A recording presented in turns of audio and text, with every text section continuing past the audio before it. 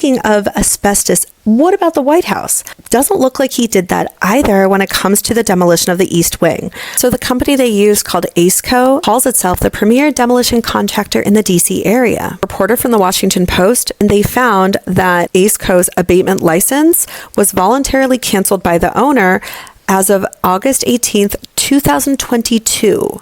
Washington, D.C.'s asbestos abatement process requires licensed contractors to notify the Department of Energy and Environment online at least 10 working days before work begins. Notices of asbestos abatement work must be posted outside all entrances and exits from the work site at least 3 days before work begins. So the company that Trump used to do the demolition was not licensed for asbestos abatement.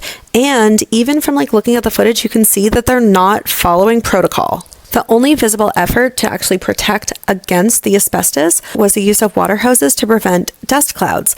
But this measure isn't effective on its own. None of the demolition workers were actually wearing protective gear. They weren't wearing face masks.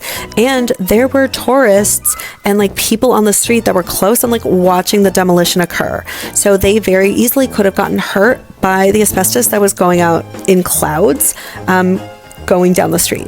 It wouldn't be a risk anymore because it looks like if there was any asbestos that it's going to settle within 48 to 72 hours. So it's not going to be a risk going forward. Obviously, I would really love if someone sued him for this, but senators and many other people have asked for proof of documentation of the asbestos abatement process. He hasn't produced it. He never will because they didn't do it. Trump has downplayed the risks of asbestos for many, many years. So, of course, this is total Trump doing something impulsive when he was angry, right? Being like, what are you going to do about it? Because what are we going to do about it? He put the lives of all these people at risk. He doesn't give a fuck. He doesn't care.